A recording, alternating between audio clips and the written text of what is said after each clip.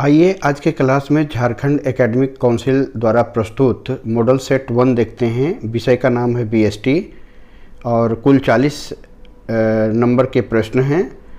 इनको हल करना है आपको। ये सभी प्रश्न एग्ज़ाम के लिए बहुत ही इम्पोर्टेंट हैं। तो आइए देखते हैं। पहला नंबर क्वेश्चन है, निम्न में कौन एक आर्थिक क्रिया नहीं है? तो अब देखिए, वस्तुओं का उत्पादन करना आर्थिक क्रिया है, ट्रेडिंग ऑफ गुड्स भी आर्थिक क्रिया है, प्रोफेशनल सर्विस भी आर्थिक क्रिया है, परंतु ये समाज की सेवा करना ये आर्थिक क्रिया यानी कि इकोनॉमिक एक्टिविटीज़ नहीं है। तो यही इसका आंसर होगा। अगला क्वेश्चन है कि मौसम की भांति व्यापार भी सदैव हमारे साथ रहता, यह कथन किसका है? Business like weather is with us every day, who said this out of the following? व्यवसाय भी हमारे तरह साथ साथ रहता है, मौसम की तरह व्यवसाय भी हमारे साथ रहता है, ये कथन व्हीलर का है। तो इसका सी नंबर आंसर राइट होगा। अब आइए हम लोग 3 नंबर क्वेश्चन का आंसर देखते हैं। 3 नंबर क्वेश्चन आपका है, व्यवसायिक जोखिम होने की संभावना नहीं होती है। Business risk is not likely to arise due to. तो देखिए, जिस व्यापार को स्टार्ट करने में बहुत सुविधा होती है, ठीक है। और दूसरी बात यहाँ क्या है, व्यावसायिक जोखिम होने की संभावना नहीं होती। इसमें ऑप्शन में चुनना है हमको। तो अगर सरकारी नीति में परिवर्तन होगा तो जोखिम होगा, ठीक है। कर्मचारी बेईमानी करेंगे तब भी जोखिम या रिस्क होगा। पावर फेलियर होगा तब भी रिस्क होगा। इसमें तो रिस्क होगा, लेकिन क्वेश्चन पूछ रहा है कि बिजनेस रिस्क किस चीज़ में नहीं होगा। तो एक गुड मैनेजमेंट अगर होता है तो उसमें बिजनेस रिस्क कम होता है, नहीं होता है अच्छे प्रबंध से। गुड मैनेजमेंट इसका आंसर राइट होगा, ठीक है। तो इसका बी नंबर आप राइट कीजिएगा। चौथा प्रश्न है कि कॉमर्स क्या है? तो कॉमर्स एक बिजनेस का अंग है, यानी पार्ट ऑफ बिजनेस। इसका आंसर होगा ए नंबर। ए नंबर को राइट कीजिएगा। 5 नंबर क्वेश्चन आपका है, माइनिंग क्या है? माइनिंग क्या है? जेनेटिक इंडस्ट्री है या एक्सट्रैक्टिव इंडस्ट्रीज है? तो देखिए, माइनिंग जो है वो एक्सट्रैक्टिव इंडस्ट्रीज है। इसका ऑप्शन हम लोग अगले पेज में देख लेते हैं। देखिए, माइनिंग क्या है? तो एक्सट्रैक्टिव इंडस्ट्री है, यानी निष्कर्षण उद्योग है। कोयला का खदान वगैरह होता हो, माइनिंग में आता है, ठीक है। अगला 6ठा नंबर क्वेश्चन है, निम्न में कौन सा विनिर्माण उद्योग है? Which of the following is manufacturing industries? तो मैन्युफैक्चरिंग इंडस्ट्रीज जो है वो मैन्युफैक्चर से संबंधित होता है। जैसे यहाँ पर सी नंबर ऑप्शन देखिए, चीनी बनाना, मैन्युफैक्चर ऑफ शुगर, ये होगा। क्योंकि ये सब तो कंस्ट्रक्शन इंडस्ट्रीज है, कंस्ट्रक्टिव इंडस्ट्रीज है, ठीक है। तो इसमें चीनी बनाना, सी नंबर ही राइट होगा। अब उसके बाद अगला क्वेश्चन हमारा है 7वां नंबर। 7वां नंबर क्वेश्चन क्या कहता है कि एक हिंदू पारिवारिक व्यवसाय का कर्ता का दायित्व कैसा होता है? द लायबिलिटी ऑफ कर्ता in the Hindu family business. तो इसका अनलिमिटेड होता है, असीमित होता है। इसका जो दायित्व होता है, लायबिलिटी जो होता है वो असीमित होता है। इसका बी नंबर आंसर होगा। उसके बाद अगला 8वां नंबर क्वेश्चन है, सहकारी समिति का पंजीयन कराना, रजिस्ट्रेशन ऑफ कोऑपरेटिव सोसाइटी। ये बिल्कुल ज़रूरी होता है। कोऑपरेटिव सोसाइटी एक जिम्मेदारी वाली संस्था है, तो इसका रजिस्ट्रेशन कराना बहुत ही ज़रूरी होता है। तो इसका ए नंबर होगा ऑप्शन, यानी कंपलसरी होगा।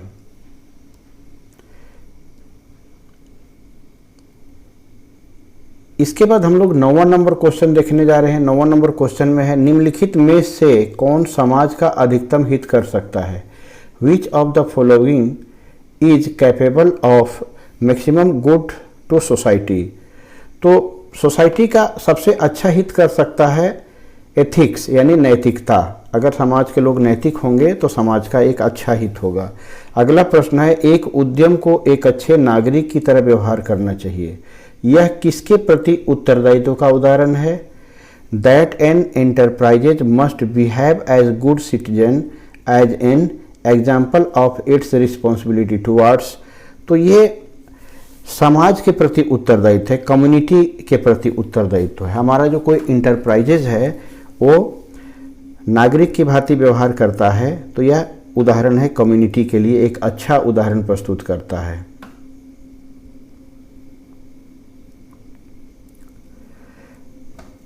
अब आपका 11 नंबर प्रश्न है, बाह्य स्रोतीकरण की प्रकृति क्या है? Nature of outsourcing. देखिए आउटसोर्सिंग क्या होता है कि जब हम अपनी कंपनी में किसी प्रोडक्ट को बनाने के लिए किसी दूसरी कंपनी का भी हेल्प लेते हैं, उसके एम्प्लॉई का हेल्प लेते हैं, उसकी आर्थिक सहायता लेते हैं, तो इससे क्या होता है, हमारा व्यापार भी बढ़ता है, अच्छी वस्तुएं भी तैयार होती हैं और वर्तमान समय की ये ज़रूरत भी है। तो इसका आंसर होगा उपर्युक्त सभी, क्योंकि ये सभी जरूरी है।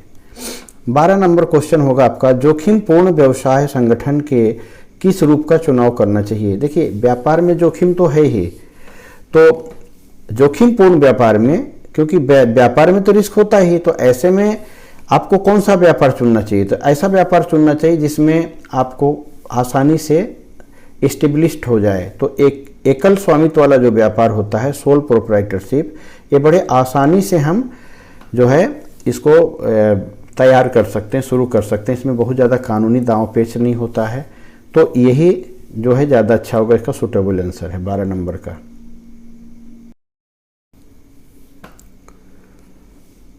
आपका जो 13 नंबर क्वेश्चन है उसमें लिखा हुआ है कि निजी उपक्रम में अंकेक्षण in a private enterprises audit is, private enterprises में ऑडिटिंग जरूरी है या ऐच्छिक है? तो ऑप्शनल है, ये ऐच्छिक है, मतलब कि हम चाहें तो करा सकते हैं और हम चाहें तो नहीं करा सकते हैं, ठीक है।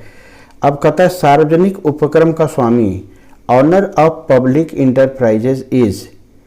तो देखिए सार्वजनिक उपक्रम यानी कि पब्लिक इंटरप्राइजेज का जो मालिक होता है वो गवर्नमेंट होता है, इसका देखरेख सरकार के हाथों में होता है, कंट्रोल पूरी तरह सरकार के हाथों में होता है।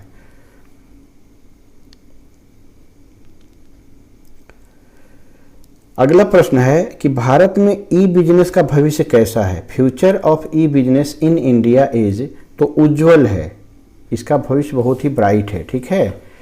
अगला क्वेश्चन है 16 नंबर, सार्वजनिक कंपनी में सदस्यों की न्यूनतम संख्या कितनी होती है? What is the minimum number of a public company? तो पब्लिक कंपनी में मिनिमम नंबर ऑफ मेंबर्स जो है वो 7 होता है, इसका सी नंबर आंसर राइट होगा।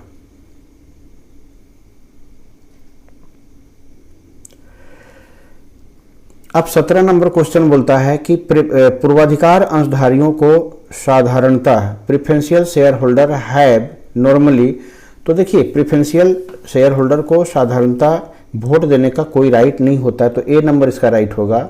इनको मत देने का अधिकार नहीं होता, नो वोटिंग राइट्स इसका आंसर होगा, ठीक है।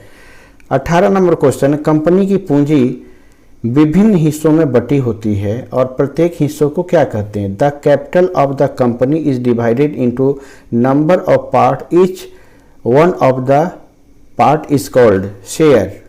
कंपनी की पूंजी कई टुकड़ों में बटी होती है और प्रत्येक टुकड़ा को क्या बोलते हैं? शेयर बोलते हैं।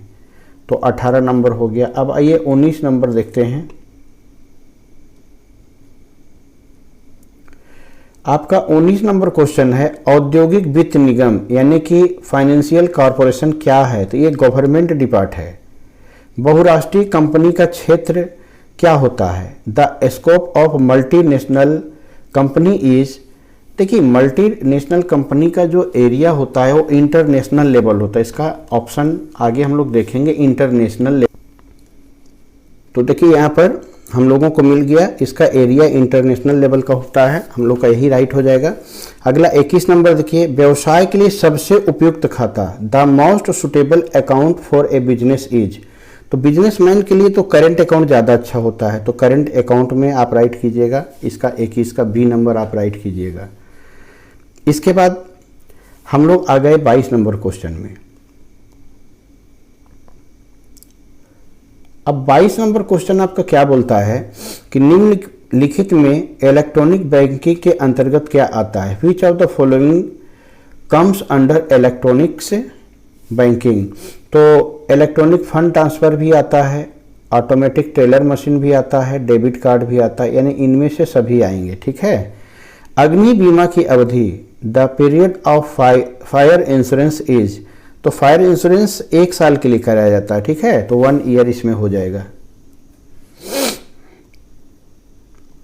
इसके बाद आपका 24 नंबर है, बीमा का मूलभूत उद्देश्य क्या होता है? Primary object of insurance is, देखिए किसी भी इंश्योरेंस का जो मेन ऑब्जेक्टिव्स होता है वो होता है क्षतिपूर्ति, इंडिमिनिटी होता है, ठीक है। इसका बी नंबर आंसर राइट कीजिएगा। भारत में स्पीड पोस्ट सेवाओं का शुभारंभ कब हुआ था? Speed post service started in India in, तो ये 1986 में स्टार्ट हुआ था, यानी आप 1986 यानी डी नंबर को राइट कीजिएगा।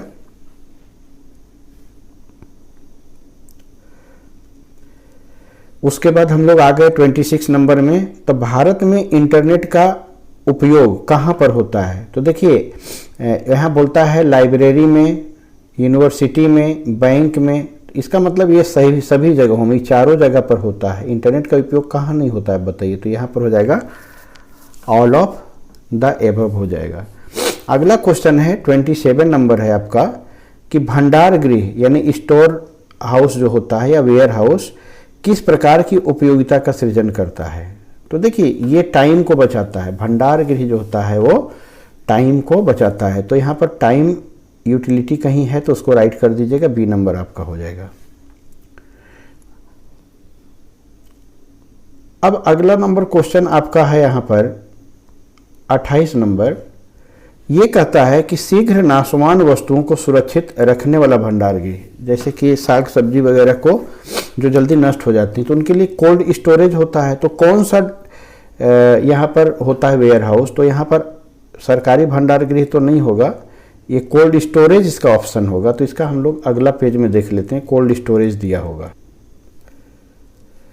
देखिए यहाँ पर कोल्ड स्टोरेज आपको मिल गया, यानी शीत भंडार गृह, इसका सी नंबर राइट होगा। अंशधारी क्या होते हैं? Share holder of a company are, तो शेयर होल्डर कंपनी के असली मालिक होते हैं, इसका ये नंबर राइट होगा आंसर, ठीक है।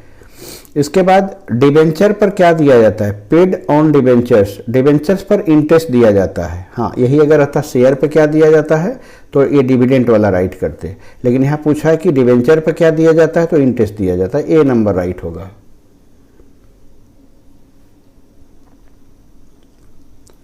अब आइए हम लोग 31 नंबर देख लेते हैं। यहाँ पर अंशों के निर्गमन पर प्राप्त वित्त, finance receive on issue of share, share के इशू करने पर जो हमको पैसा मिलता है ये लॉन्ग टर्म के लिए होता है, क्योंकि ये शेयर जो है कैपिटल मार्केट का प्रोजेक्ट है, तो कैपिटल मार्केट से लॉन्ग टर्म हमको मिलता है, ठीक है। तो ये मेरा लॉन्ग टर्म इसका हो जाएगा। निम्न में कौन संतुलित क्षेत्रीय विकास में सहायक होता है? Which of the following is helpful a balance development. तो जो हमारे छोटे उद्योग धंधे होते हैं जिसको लघु व्यवसाय कहते हैं, ये हमारा संतुलित विकास करते हैं, क्षेत्रीय विकास है। तो इसलिए यहाँ पर लघु व्यवसाय या स्मॉल बिजनेस हमारा हो जाएगा। इसके बाद आते हैं हम लोग 33 नंबर। 33 नंबर में आपका क्या कह रहा है कि इनमें से कौन सी लघु उद्योग की समस्या नहीं है, यानी छोटे व्यवसाय का समस्या नहीं है वो, ठीक है। तो देखिए आप पर्याप्त वित्त ना, ये तो समस्या है। लैक ऑफ ट्रेंड पर्सन, ये भी समस्या है। ओल्ड टेक्नोलॉजी, ये भी समस्या है। लेकिन आपसे पूछता है कि समस्या नहीं है, ठीक है। यहाँ बोलता है which of the following is not a problem of small industry.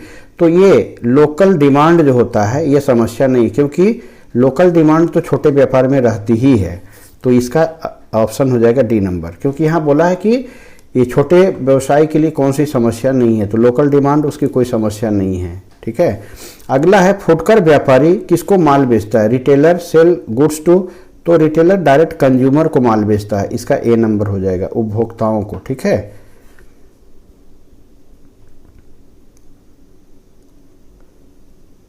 अब आपका अगला क्वेश्चन जो है वो 35 नंबर आइए। सुपर बाजार किसका उदाहरण है? सुपर मार्केट बिल्कुल डिपार्टमेंटल स्टोर का एग्जाम्पल, क्योंकि देखिए डिपार्टमेंटल स्टोर क्या होता है, एक ही छत के नीचे बहुत सारे डिपार्ट बने होते हैं, ठीक है। उसमें कहीं कुछ सुपर बाजार में भी यही होता है।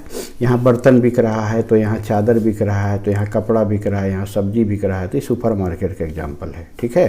तो विभागीय आज का जो डिपार्टमेंटल स्टोर है ये बिल्कुल सुपर मार्केट का कॉपी है, ठीक। हालांकि दोनों में डिफरेंस होता है, आता एग्जाम में डिफरेंस लिखने, लेकिन इसका यही आंसर होगा। आप कहता विभागीय भंडार यानी जो डिपार्टमेंटल स्टोर है उसका जन्म कहाँ हुआ था? तो देखिए इसका जन्म जो है सबसे पहले इंग्लैंड में हुआ था, उसके बाद धीरे धीरे ये फला फूला और अन्य देशों में। अगला क्वेश्चन आइए देखते हैं। अगला क्वेश्चन आपका है 37 नंबर, कप्तान की रसीद कौन निर्गत करता है? Mats receipt is issued by. तो जहाज का जो कप्तान होता है वही ये कप्तान की रसीद को इशू करता है, यानी ये पहला नंबर होगा, जहाज का कप्तान यानी कैप्टन ऑफ शिप। अगला है निर्यात प्रक्रिया कहाँ से आरंभ होती है? देखिए जब कैप्टन मैट रिसिप्ट मिल जाती तो यहाँ से निर्यात की प्रक्रिया चालू हो जाती है। ठीक है, अब अगला क्वेश्चन आपका है 39 नंबर कि जब आयात निर्यात की तुलना में अधिक होगा, यानी हम विदेशों से सामान, ये मेरा देश है, हम विदेशों से मंगा ज़्यादा रहे हैं, तो ये संतुलित विकास नहीं होगा, असंतुलित या प्रतिकूल विकास होगा, इसको अनफेवरेबल बोलते हैं। तो ये बी नंबर राइट होगा। विश्व बैंक की स्थापना कब हुई थी? तो देखिए इसका याद रख लीजिएगा 1944 को हुई थी। ठीक है, तो ये क्वेश्चन जो है इम्पोर्टेंट है, उम्मीद है आपको समझ में आ गया होगा। यदि कोई प्रॉब्लम होती है या कोई संख्या है तो आप कमेंट कर सकते हैं। ओके, धन्यवाद।